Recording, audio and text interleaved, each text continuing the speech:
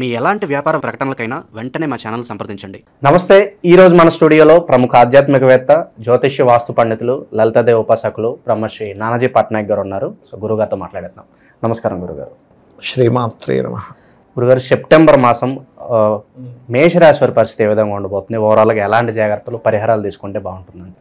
September మాసంలో first of all ఏంటంటే మేష రాశికి అధిపతి అయినటువంటి కుజుడు 6లో ఉన్నాడండి. ఫస్ట్ ఆఫ్ ఆల్ ఈ 6లో ఉన్న కుజుడు 14వ తేదీ నుంచి 7లోకి వస్తాడు. అంటే 6లో ఉన్న 14 రోజులు వీళ్ళ పరిస్థితి ఏమిటి అంటే కాంపిటీషన్లో బాగా సక్సెస్ అవుతారు. ఇంకొక విషయం ఏంటంటే మేషం వారికి ధనాధిపతి అయినటువంటి శుక్రుడు సరిగ్గా 16వ తేదీ నుంచి వెళ్ళి కేతువుతో కలుస్తున్నాడు. ఎప్పుడు కూడా ధనాధిపతి కేతుతో కలుస్తున్నప్పుడు ఫ్రెండ్స్కి ఎవరికైనా లేకపోతే షేర్ మార్కెట్ రిలేటెడ్ సంబంధించిన విషయాల్లోని ఎట్టి పరిస్థితుల్లో వీళ్ళు ఇన్వెస్ట్మెంట్ చేయకూడదు. ఎందుకంటే పంచమ స్థానం అనేటువంటిది పర్టికులర్గా షేర్ మార్కెట్. ఎప్పుడైతే షేర్ మార్కెట్ స్థానంలో వెళ్ళి ధనాధిపతి వెళ్ళి కూర్చున్నాడో, అది కూడా శత్రువైనటువంటి కేతువుతో ఉన్నాడో, ఇది అనవసరమైనటువంటి దాన్ని క్రియేట్ చేస్తుంది. కాబట్టి అక్కడి నుంచి ఒక 40 రోజులు ఈ షేర్ మార్కెట్ అనో, ఎవరికో డబ్బులు ఇవ్వడమనో, పార్ట్నర్స్కి డబ్బులు ఇవ్వడమనో, ఏదో బిజినెస్లో పెట్టడమనో, ఈ రేజ్లను రకరకాలు ఉంటాయి కదా, ఈజీ మనీకి సంబంధించిన వాటి జోలికి వెళ్ళకూడదు. It's very clear. ఇక ఈ రవి అండ్ ఈ యొక్క బుధుడు చూసుకున్నట్లయితే రవి బుధులు ఇద్దరు కూడా 16, 17 తేదీల్లో సింహం నుంచి కన్యారాశిలోకి మారిపోతున్నాడు. ఈ కన్యారాశిలోకి మారగానే ఈ కుజుడు సప్తమంలోకి వస్తున్నాడు. సప్తమంలోకి వచ్చినప్పుడు ఏంటంటే కొద్దిగా ఇక్కడ 2 విషయాలు, ఒకటి పాజిటివ్ ఉంది, ఒకటి జాగ్రత్తగా ఉంది. ఏమిటి ఆ పాజిటివ్ అంటే సప్తమంలో కుజుడు వెళ్ళినప్పుడు లగ్నాధిపతి సప్తమం కాబట్టి కొంచెం ఇష్టపడిన వారిని వివాహం చేసుకోవడానికి చేసే ప్రయత్నం ఫలిస్తుంది. ఎట్ ద సేమ్ టైం కుజుడు ఎప్పుడు కూడా గొడవలకు కారకుడు కాబట్టి కొంచెం ఇది కూడా ఇస్తూ ఉంటుంది. అట్లాగే ఇంకోటి ఏంటంటే రవి ఎప్పుడైతే మీకు 6లోకి వెళ్తాడో గవర్నమెంట్ రిలేటెడ్ సంబంధించిన ఉద్యోగాల కోసం చేసే ప్రయత్నము, కామన్గా లోన్స్ కోసం చేసే ప్రయత్నం ఫలిస్తుంది ఇక్కడ చెప్పాలంటే. సో అదొకటి. అయితే ఎప్పుడు కూడా లగ్నాధిపతి సప్తమంలో ఉన్నప్పుడు వీళ్ళు మంగళవారాలు ఏదైనా వివాహ ప్రయత్నం చేస్తే కనుక ఖచ్చితంగా బాగుంటుంది. ఇంకా అందులో తిరుగులేదు చెప్పాలంటే.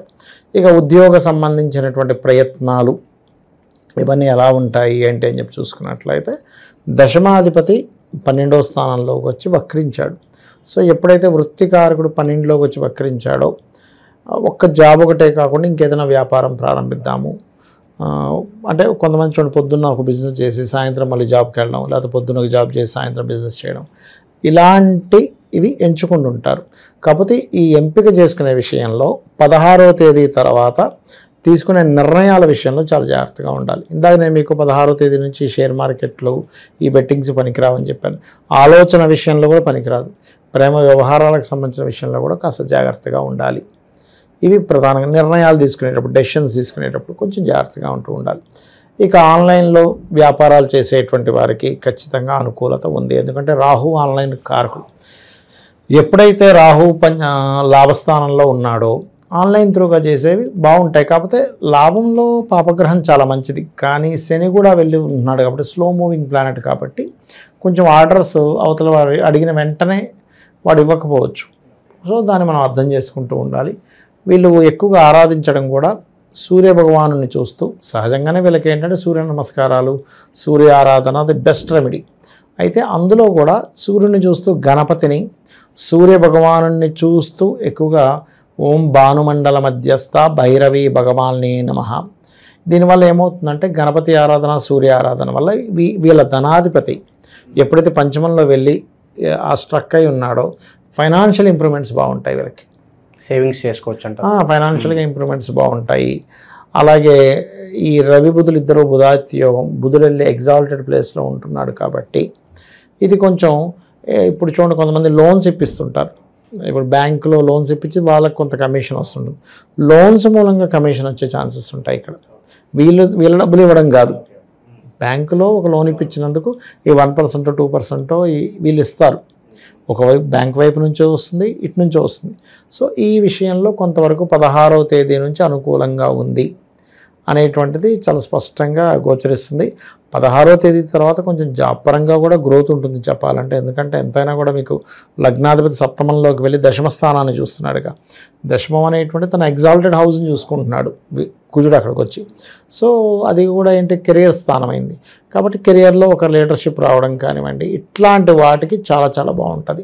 కాకపోతే ప్రేమ వ్యవహారాలు, ఐవీఎఫ్లు, ఐయుఎల్ చేయించుకునేవారు కూడా శుక్రకేతువులు రవి కలిసి ఉన్నారు కాబట్టి ఈ విషయంలో జాగ్రత్తగా ఉన్నట్లయితే అన్ని విధాలా బాగుంటుంది. ఎప్పుడైనా పంచమంలో కేతు ఉన్నప్పుడు కానీ, శుక్రుడు కలిసి ఉన్నప్పుడు కానీ, ఇది 2 రకాల విషయాలని చెప్తుంది. ఒకటి సర్పదోషాన్ని, రెండవది పితృదేవతా విషయాల్లో కొంత జాగ్రత్త పడాలి అనేటువంటి చెప్తుంది.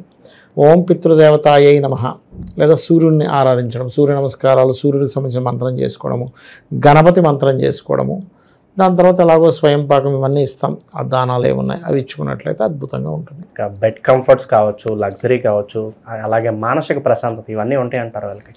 తల్లిగారితో ఉండేటువంటి రిలేషన్లో చిన్న డిస్టర్బెన్సెస్ అవ్వడము, వాహనాలు ఎవరికో ఫ్రెండ్కి ఇస్తే వాడు ఇబ్బంది పెట్టడము, ఇట్లాంటివి కొంచెం ఉంటుంటాయి. ఇంకా స్థిరాస్తుల పరిస్థితి ఏంటంటారు గురువు? స్థిరాస్తులు అంటే ఒకటేనండి, వీళ్ళు మాత్రం నన్ను అడిగితే 40 days పాటు మాత్రం ఎట్టి పరిస్థితుల్లోని ప్రాపర్టీస్ అనేవి కొనుగోలు చేయకూడదు. ఇది మ్యాండేటరీ. ఇంకా అందులో ఎగ్జామ్షన్స్ ఏముండవు. అది శాస్త్రం అంటే శాస్త్రపరంగా ఫలితం ఇస్తూ ఉంటుంది. 40 రోజుల తర్వాత కావాలంటే మీరు తీసుకోవచ్చు, అందులో ఎటువంటి డౌట్ లేదు. సంతానం కోసం ప్రయత్నం చేయొద్దు. ఎందుకంటే పంచమ స్థానం అనేటువంటిది వంశ అభివృద్ధి స్థానం. అక్కడ రవి, కేతువు, శుక్రుడు ఉన్నప్పుడు వీళ్ళు పితృదేవత ఆరాధన చేయాలి కానీ వంశం కోసం ప్రయత్నం చేయకూడదు. అంటే ఐవీఎఫ్లో ఐవీఎల్ చేయడం కానీ, లేకపోతే కామన్గా ఇప్పుడు కొత్తగా పెళ్ళైన వారు ఇది చేయకపోవడమే మంచిది. ఇక విశేషంగా ఎలాంటి దైవారాధన పరిహారాలు బాగుంటాయి అంటారు గురుగారు? ఎక్కువగా వీళ్ళు లైఫ్ లాంగ్ చేసుకోవాల్సింది మాత్రం సూర్య నమస్కారాలేనండి. అయితే ఇప్పుడు శుక్రుడు, కేతు కూడా వచ్చి ఉంటున్నాడు కాబట్టి 15-16 తేదీల నుంచి కొంచెం శుక్రుడు వస్తున్నందుకు లక్ష్మీ గణపతి ఆరాధన కనుక చేసుకున్నట్లయితే అన్ని విధాలా బాగుంటుంది వీరికి. సో ఓవరాల్గా ఈ సెప్టెంబర్ మాసం మేషరాశి వారి పరిస్థితి ఏ విధంగా ఉండబోతుందో మీ మాటలు అద్భుతంగా వివరించారు. ధన్యవాదాలు గురుగారు. శ్రీమాత్రే నమః.